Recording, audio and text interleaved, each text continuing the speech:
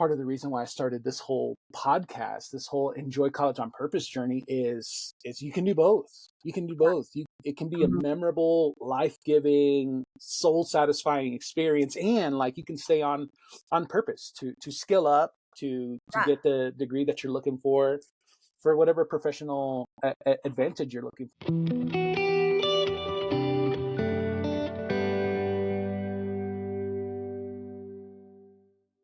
Hey, everybody. Welcome to Enjoy College on Purpose. This is a podcast that's all about helping people to make the most of college. My name is Ish. One thing I know about college students is you're busy. And so what I want to do with this podcast is I want to make the most of your time. I want to keep this episode to around 20 to 25 minutes.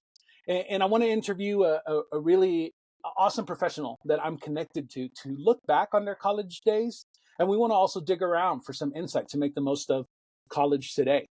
And so I'm really, really excited about my guest today, Aubrey Schlackman. When I think of Aubrey, I think of someone who is an overcomer. Literally any obstacle, any conflict, any kind of undesired circumstance that's thrown in front of her. Certainly it's painful, it's not easy, and yet Aubrey's one of these people who always looks at it and finds a way forward. She's accomplished a lot of really awesome things in life, and so I'm really, really excited to chat with Aubrey. And so with that said, Aubrey, thank you so much for jumping on the podcast today. Yeah, I'm excited to be here.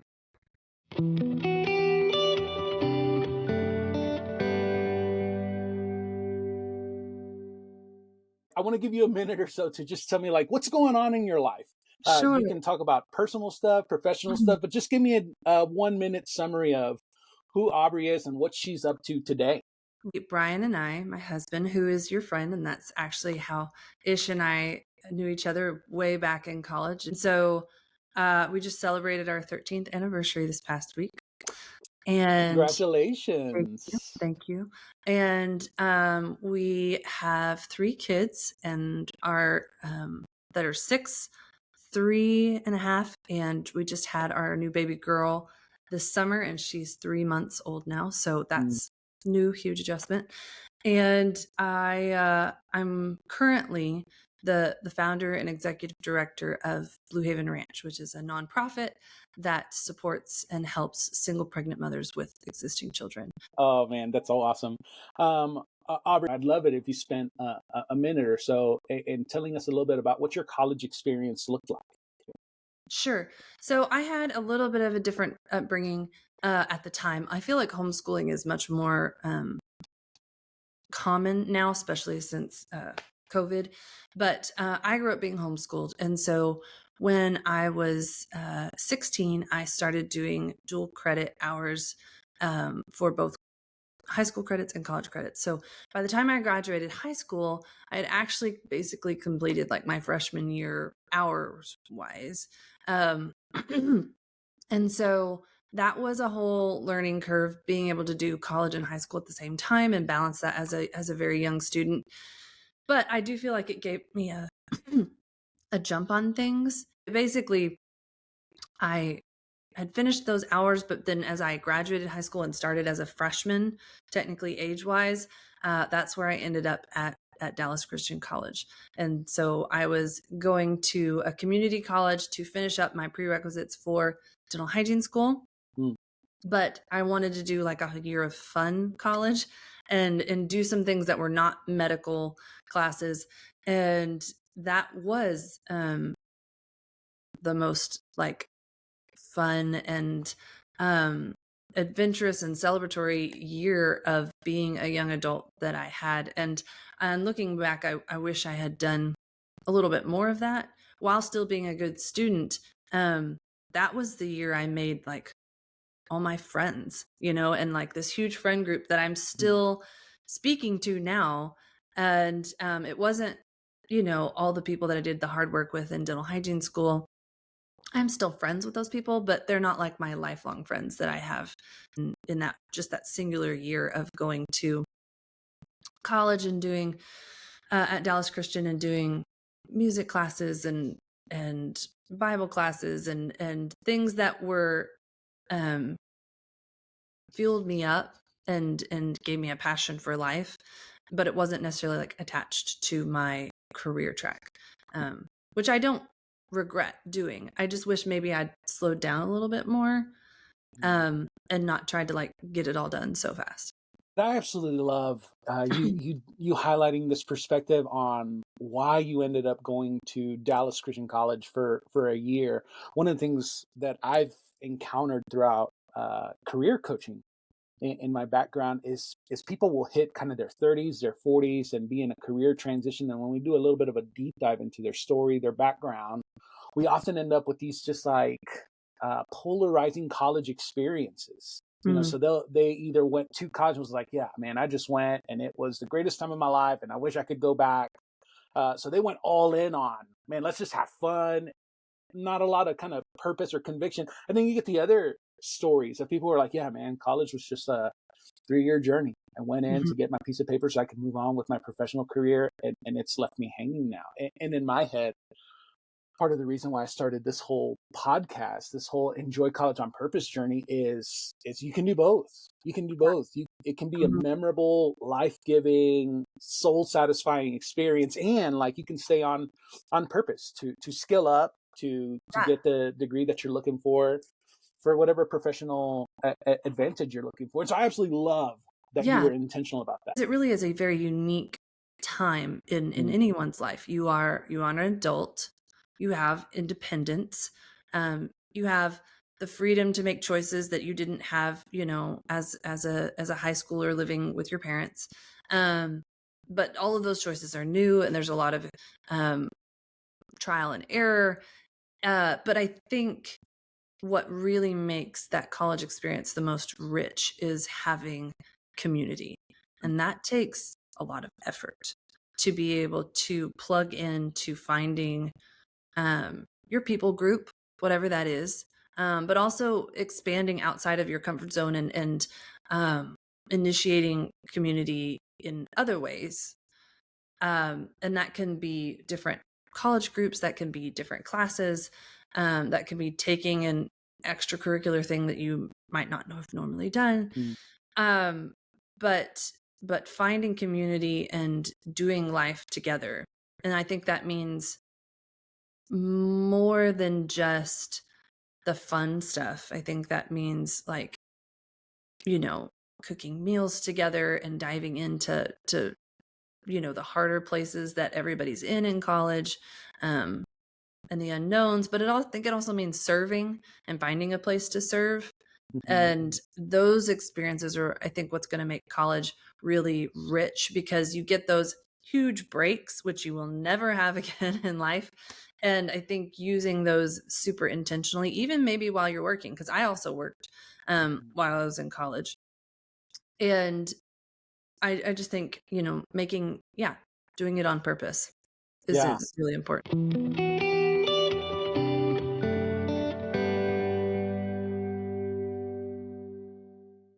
Another question I want to dive into is when you think of like the top two memories, the top two most memorable experiences you had as a college student, what floats to the top? I mean, all of it has to do with people Mm, okay. immediately. The different relationships that I had. I think obviously one of my most fond memories is getting to hang out in the dorms with my friends and the girls, um, and getting to, because I wasn't at that time actually staying at the dorms. I was still at my parents' house because we lived not terribly far from Dallas Christian. And so when I would do spend the night over with the girls in the dorm, and that was just that was a blast. And I wish I'd had more of that, because in dental Mm, hygiene school I did not have that.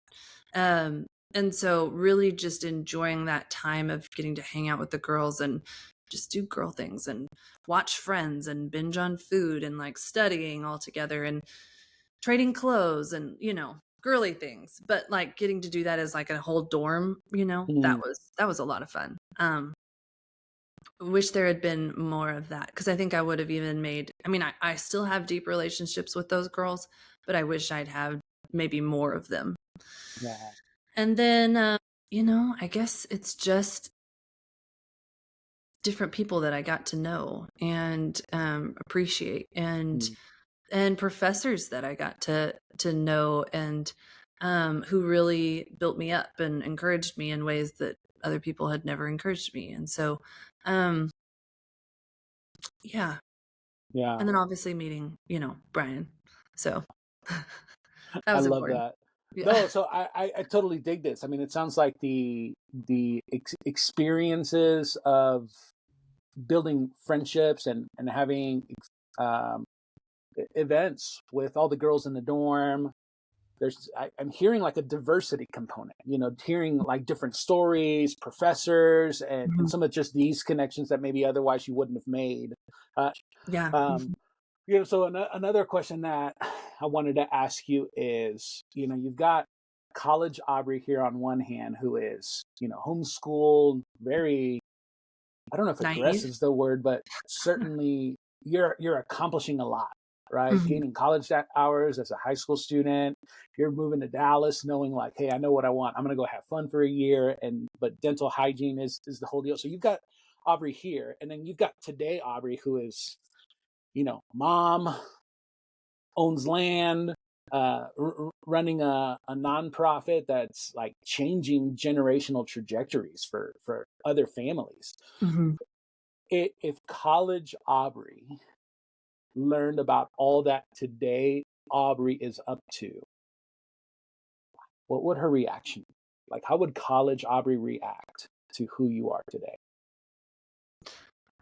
I would say my initial reaction would be, wow, that's not what I thought I would be doing. But then on the other hand, I think I would see, just because of what my plan was, and the dental hygiene, and I was super music and worship focused. I was still very much a part of like worship bands and teams and singing a lot, and like that was my passion, and um and then of course dental hygiene was going to be the super practical, like this is how you're going to make an income. And uh, I think so I would be surprised to see now that, like, for many reasons, some health related, and then I just think God has shifted my focus, because I think there's seasons of life where the gifts that he's given you, some turn off and some turn on. Mm, And mhm, right now for me, the music is off, like it's not part of my life at all, which I think people in my past in that season would be like, what, mm, but it's not at all. And I sometimes I miss it, of course, but I'm so passionate about what God has placed in front of us now that I mhm, don't think of it hardly at all, which is crazy, um to my young self. And so I think that's a big part of it, that really, I think, if my young self looked deeper though at like what I'm truly passionate about, which is mhm, caring for people, mhm. um, then obviously it would be like, oh, okay, well that makes sense. Um, and I think she'd be really excited that I own a farm now. That's Because that's not awesome. something I ever grew up with, but I've always had like a heart to like have animals and like space.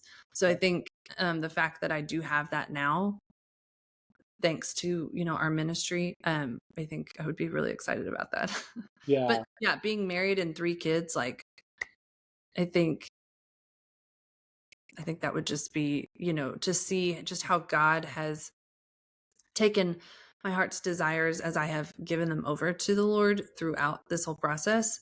Um, and that he has, like, without some of the trauma and the difficult things that we've gone through, the really, really hard seasons, that he's given those back to me, has just been really sweet and precious. And I'm Yeah. thankful for that. Absolutely. No, thanks for diving into.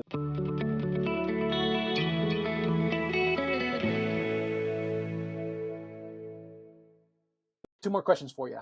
One, um, there are college students today who, man, they have clear directive on what they're pursuing.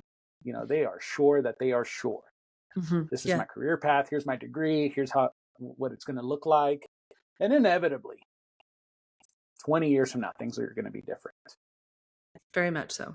And so, what do you say to that college student, maybe who doesn't know that drastic change is going to happen? Mhm. Um, what do you say to them now for how to make the most of their college experience today, in case 20 years from now, man, things just look completely different? Right, right. Um, so it's actually something I help with our nonprofit. We when we help these single pregnant mothers, who most of are older, they're in their 20s or 30s because they already have several kids and find themselves in a bad situation. And so one of the things we really hone in on is like getting to know yourself. Like if you've been doing something for so long and it's not working, like you need to get to know yourself better on who God created you to be, how unique you are, and biologically how your brain works. And Mm, so mhm, I have done an aptitude test that is down in Dallas, called AIMS test, AIMS in Dallas. And it's 2 days of testing. And my family did it, my husband did it. And then as we saw how much it changed our lives and getting to know this is how your brain ticks. And like, these are the things you're actually really good at. And these are the things that you're not good at. And that's okay. And so you need to know how your careers channel into those things because that's going to make or break whether you enjoy your career or you don't. mm, Because lots of people can be like, hey, I think you'd be great at this. And so you just kind of take that on as a young adult and you're like, oh, well, they think I would be great at this. Maybe I will. Maybe you won't. Maybe you'll be terrible at it. You never mm, know. And so I think really getting to know yourself in college and taking that extra step to do different tests, spiritual tests, gift tests, aptitude tests, personality tests, like know who you are, yeah. and use outside resources to tell you that. Like Mhm, you in your emotions and in your youth are not great at trying to figure that out on your own. Like mm, use established resources to help you inform yourself. And that will help you make a more educated decision on what you're going to do, but also give you a trajectory of like, okay, well, I'm doing this now, but because I enjoy doing this, this, and this, and I'm really good at naturally doing such and such, it's possible that I might do this for the next 10 years, but then change, Um, and that's how mine evolved. And I didn't actually do my test until after I'd been a dental hygienist for 9 years. mm, And then started going into our nonprofit. And I was like, I need to know how my gifts change. And we do that with our moms. And that helps us to be able to pick a better career path for them and a better education track because they've been in survival so long they don't know what they're good at. mm. That's so good. No, I absolutely love this theme of getting to know yourself, because at the end of the day, whatever changes are ahead of you in life, at the end of the day, you're going to participate in it. And Mhm. so, even if you have to navigate drastic career changes, drastic life changes, at the end of the day, better knowing who you are, understanding yourself can be so monumental. I see Yeah. also a lot of the time people make college decisions based on ancillary things, like I just want to find a degree that makes me a ton of money or something like that. And don't get me wrong, money's important. Mhm. I think Dave It is. Ramsey said, when it's missing, money's like oxygen. When it's missing, nothing else matters. So don't hear me speak ill of money. No, and, it's and yet at the same vitally time, important. yeah, and at the same time, it's like there are other factors that are more worthy to be decision makers Mhm. than just how I much think money you make. I think so. I do think, and I say this from my heart and my experience, especially as a woman, but now helping other women do this. The money part is like you do need to pick. uh, This is probably my soapbox point for the women that I now do ministry with who Mm, are older. They're not college age, and some of them picked things that in their mind's eye, they thought, I'm going to get married and this is going to be my job and it's going to be great. But like maybe the career that they picked as a single parent mm, can't sustain on that income 3 or 4 children. Yeah. No matter what your experience is, not all these moms are like, have always been single. Some of them are now divorced, or their husband left them, or, I mean, there's so many different stories.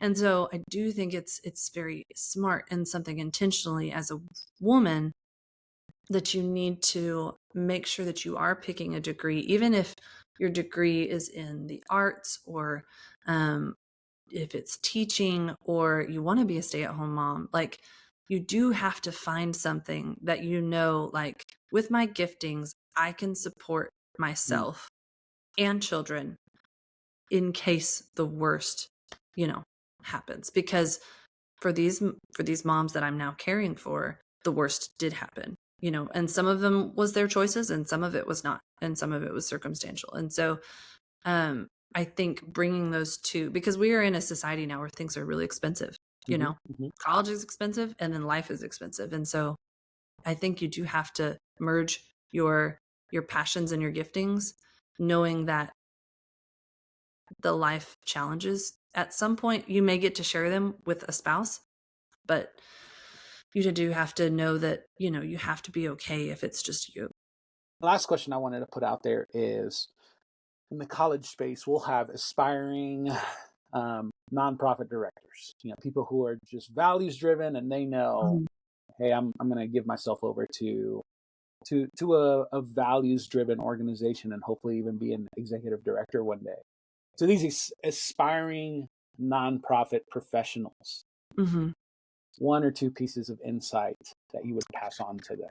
Love learning. Okay. You need to be good and enjoy constantly learning. And then it comes back to knowing yourself really well, because as a leader, you are going to have to know what your strengths are, and like confidently know what your strengths are. Being humble about it, but being like, I know I'm good at this, and I'm going to do this well. And I'm going to lead well and grow in my leadership. But it also means, on the flip side, you have to know what your weaknesses are, and know those really well. And you have to bring in teams of people who are strong in your weak points. And so that you create a team for your nonprofit and for your leadership expansion, so that you can continue to grow your vision and delegate well. But you have to bring in people and get really good at building up those people who are strong where you are weak, and not be intimidated by that. Yeah, that's so good. That's so good. Thank you so much for sharing that. Aubrey, we've loved having you on the podcast. Thank you so much for being here. If people wanted to connect with you, what would be the best way for people to connect with you? Sure. My email is aubrey@bluehavenranch.org. And then our website for our nonprofit is bluehavenranch.org. And that's where you'll find me doing all the things. So yeah, awesome. Thank you so much for listening to today's episode of Enjoy College on Purpose. For our listeners, I have a huge request. Would you please leave a rating and a comment for the podcast here on the platform that you're listening to this on? This is actually really, really helpful as we try and spread the word and be an encouragement to other people. So thanks again for listening, and we will see you next time.